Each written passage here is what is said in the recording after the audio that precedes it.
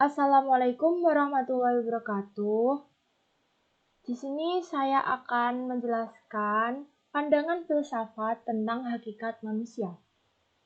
Latar belakang. Dalam mengkaji atau membahas ilmu, ternyata manusia tidak cukup bila hanya membahas alam di sekitarnya. Ia selanjutnya berfilsafat tentang Tuhan dan bidang-bidang kehidupan sosial, ekonomi, budaya, dan lain-lain. Dan pada akhirnya manusia juga berfilsafat tentang dirinya. Segala sesuatu yang berkaitan dengan manusia dibahas, dikaji secara mendalam, yaitu mengenai siapa, bagaimana, di mana, dan untuk apa manusia itu diciptakan. Dalam filsafat mengharuskan manusia untuk berpikir mendalam dan menyuruh sehingga memperoleh hakikat atau esensi dari segala sesuatu. Hakikat manusia memerlukan kajian yang mendalam agar manusia dapat menghargai dirinya sendiri untuk mewujudkan keharmonisan. Banyak filosof yang mempunyai pendapat mengenai hakikat dari manusia. Maka dari itu, saya akan membahas tentang apa sih hakikat manusia itu, atau mungkin dari pandangan filosof atau yang lain. Hakikat manusia. Di sini saya akan menjelaskan hakikat manusia dalam pandangan filosof Barat. Kedua yaitu menjelaskan hakikat manusia dalam pandangan filosof Muslim. Ketiga dalam pandangan filsafat. Keempat yaitu hakikat manusia dalam pandangan Islam. Pertama yaitu hakikat manusia dalam pandangan filosof Barat. Menurut Schopenhauer, ia mengatakan bahwa pada dasarnya hakikat manusia adalah kehendak buta, kehendak yang tidak didasari atau kehendak yang bersifat tidak rasional dan naluriah atau instinktif. Manusia bukanlah makhluk rasional seperti yang diduga oleh rasionalisme dan masyarakat pada zamannya. Rasio hanya merupakan alat saja untuk kepentingan kehendak buta. Pendapat tersebut atas dasar berbagai temuan dalam ilmu sejarah dan ilmu biologi di mana kejadian-kejadian besar dalam sejarah manusia atau misalnya dalam bentuk peperangan dan revolusi besar pada dasarnya digerakkan bukan oleh pikiran-pikiran rasional, melainkan merupakan ungkapan-ungkapan emosional pada pelaku sejarahnya. Yang kedua yaitu Karl Marx. Hakikat manusia ia menempatkan materi sebagai hakikat manusia dan memandang alat-alat produksi serta hubungan-hubungan produksi sebagai kekuatan yang menentukan kesadaran dan perilaku manusia. Materi mempunyai banyak macam dan pengertian yang akan mempengaruhi perilaku manusia tergantung dari kehendak dan yang akan dicapainya. Ketiga yaitu Socrates. Ia mengungkapkan hakikat manusia ialah ia ingin tahu dan untuk itu harus ada orang yang membantunya. Manusia menurut Socrates adalah makhluk yang selalu ingin tahu tentang segala sesuatu, baik tentang manusia itu sendiri maupun tentang hal yang ada di luar dirinya. Ada persyaratan yang harus dipenuhi untuk memenuhi keingintahuan manusia tersebut, yaitu harus ada bantuan dari orang lain, dan harus mengetahui dirinya sendiri terlebih dahulu. Dan yang terakhir adalah Plato. Ia mengungkapkan bahwa ada 3 unsur dalam diri manusia, yaitu roh, nafsu, dan rasio.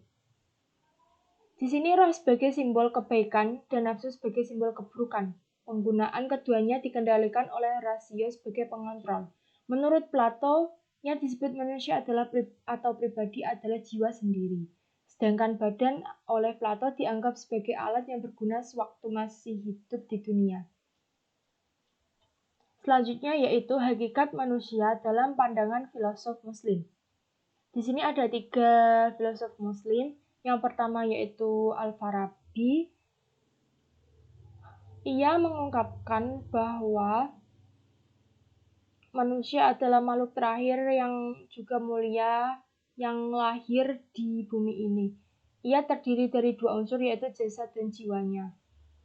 Dalam hal ini, Al-Farabi berkata, Anda terdiri dari 2 unsur yaitu yang satu mempunyai bentuk berupa kualitas, berkadar, bergerak, diam, berjasad, dan berbagian. Yang kedua yaitu berbeda dengan yang pertama. Pada sifat-sifat tersebut tidak menyamai pada hakikat zat. Maka Anda diciptakan dari dalam hal dan alam amr. Karena roh Anda dari perintah Tuhan dan badan Anda dari ciptaan Tuhan Anda. Itu merupakan perkataan dari Al-Farabi. Jiwa merupakan unsur yang lebih penting dari badan karena jiwa merupakan unsur penyempurna bagi badan yang akan menyempurnakan sifat manusia untuk menjadi manusia yang paling mulia. Kedua yaitu Ibnu Sina. Seperti Al-Farabi yang mengatakan bahwa manusia terdiri dari dua unsur yaitu jiwa dan jasad, maka Ibnu Sina mengatakan dua unsur tersebut membentuk manusia. Unsur jasad dengan segala anggotanya merupakan alat bagi jiwa dalam melakukan aktivitasnya. Dari itu, jiwa berbeda secara hakiki dengan jasad yang selalu berubah, berganti, berlebih, dan berkurang. Sehingga ia mengalami kefanaan setelah berpisah dengan jiwa. Dengan demikian, hakikat manusia adalah jiwa sehingga perhatian para filosof Islam lebih terpusat pada jiwa daripada jasad dalam membahas masalah manusia. Filosof berikutnya yaitu Ibnu Rushdi. Dalam masalah manusia, Ibnu Rushdi juga dipengaruhi oleh teori Aristoteles, yaitu sebagai bagian dari alam, manusia terdiri dari dua unsur yaitu materi dan forma. Jasad adalah materi dan jiwa adalah forma. Seperti halnya Aristoteles, Ibnu Rushdi membuat definisi jiwa sebagai kesempurnaan awal untuk membedakan dengan kesempurnaan lain yang merupakan pelengkap darinya, seperti yang terdapat pada berbagai perbuatan. Sedangkan disebut organis untuk menunjukkan kepada jisim yang terdiri dari anggota-anggota. Seperti halnya Aristoteles pada filosof Islam, Ibnu Rushdi tidak banyak memberikan perhatian kepada manusia dari segi jasadnya. Selain jasad, kedudukan tidak lebih daripada sebagai alat bagi jiwa dalam mencapai maksudnya. Bagi jasad, jiwa itu merupakan kesempurnaan pertama yang membuatnya dapat hidup dan berfungsi. Berikutnya yaitu hakikat manusia pada pandangan filsafat. Manusia merupakan makhluk yang unik. Upaya pemahaman hakikat manusia sudah dilakukan sejak dulu, namun hingga saat ini belum mendapatkan pernyataan yang benar-benar tepat dan pas, karena manusia itu memang unik. Antara manusia satu dengan manusia lain berbeda-beda, bahkan kembar identik pun tetap beda, mulai dari fisik, ideologi, pemahaman, dan lain-lainnya. Oleh sebab itu, para ahli filsafat memberikan sebutan kepada manusia sesuai dengan kemampuan yang dapat dilakukan manusia di bumi. Seperti pertama yaitu manusia adalah Homo sapiens, artinya makhluk yang memiliki budi. Yang kedua yaitu animal rasional, artinya binatang yang berpikir. Ketiga yaitu Homo laquens, artinya makhluk yang pandai menciptakan bahasa dan menjelmakan pikiran manusia dan perasaan dalam kata-kata yang tersusun.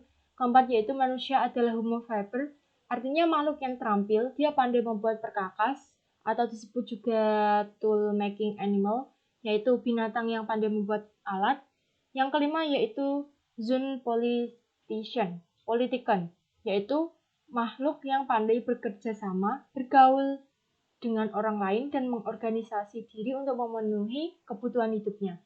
Keenam yaitu Homo economicus, artinya makhluk yang tunduk pada prinsip-prinsip ekonomi dan bersifat ekonomis. Dan yang terakhir yaitu manusia adalah Homo religious, yaitu manusia yang beragama. Ilmu yang mempelajari tentang hakikat manusia disebut antropologi, filsafat. Berikut pembahasannya mengenai manusia, yaitu yang pertama masalah rohani dan jasmani.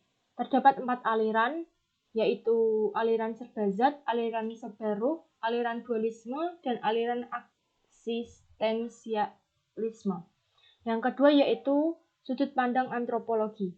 Dari segi antropologi terdapat 3 sudut pandang hakikat manusia, yaitu makhluk individu, makhluk sosial, dan makhluk sosial. Yang ketiga yaitu pandangan Freud tentang struktur jiwa atau kepribadian. Menurut Freud atau ahli ilmu jiwa, struktur jiwa atau kepribadian terbentuk oleh 3 tingkatan atau lapisan. Yang pertama yaitu bagian dasar atau das S, yang kedua yaitu bagian tengah das Ich, dan yang ketiga adalah bagian atas das Über-Ich. Yang keempat yaitu tujuan hidup manusia. Tujuan hidup manusia paling sedikit ada 4 macam. Beribadah, menjadi khilafah Allah di muka bumi, yang baik dan sukses tentunya. Kemudian memperoleh kesuksesan, kebaikan, kebahagiaan, dan keberuntungan di dunia dan di akhirat. Dan yang terakhir adalah mendapat ridha Allah.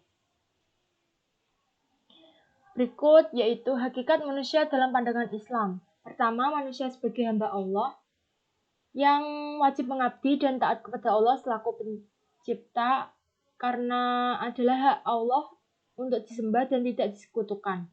Yang kedua yaitu manusia sebagai anas. Hal tersebut sudah terterang dalam surah Al-Baqarah ayat 30 dan berikut adalah bunyinya.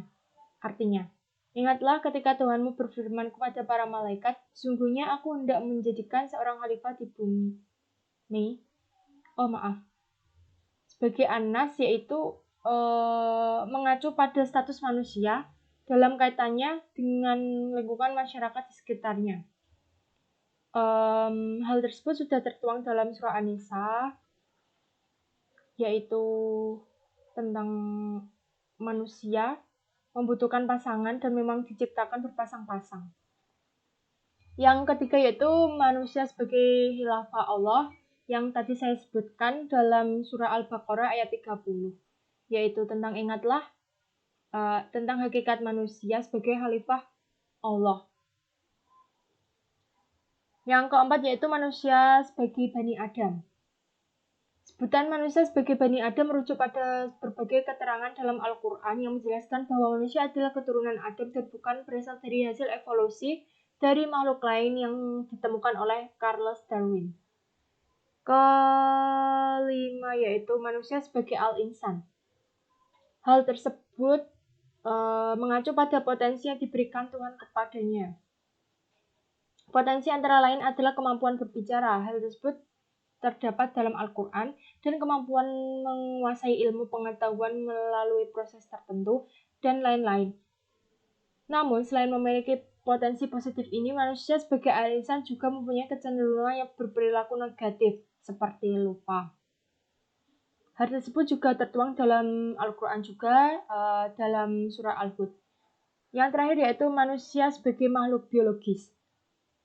Hasan Langgulung mengatakan bahwa sebagai makhluk biologis, manusia terdiri dari unsur materi, sehingga memiliki bentuk fisik berupa tubuh kasar atau ragawi, dan dengan kata lain, manusia adalah makhluk jasmaniyah yang secara umum terkait kepada kaidah umum makhluk biologis seperti berkembang biak, mengalami fase pertumbuhan dan perkembangan, serta memerlukan makanan untuk hidup dan pada akhirnya mengalami kematian. Hal tersebut juga tertuang dalam Al-Quran surah Al-Mu'minun ayat 12-14. Kesimpulan dari pembahasan ini yaitu pandangan filosof barat dan filosof Islam memang agak berbeda sih. Filosof barat itu lebih menekankan pada aspek badan dan urusan duniawi, sedangkan filosof Islam lebih menekankan pada aspek jiwa yang tidak akan mati walaupun jasad telah tiada, serta mementingkan urusan dunia dan kehidupan setelahnya yaitu kehidupan akhirat. Namun Islam mempunyai pandangan yang ideal dalam memandang manusia, masyarakat, dan alam. Dalam memandang kehidupan di dunia, Islam telah memberikan gambaran dan teladan serta aturan yang mengikat agar manusia dapat hidup berdampingan.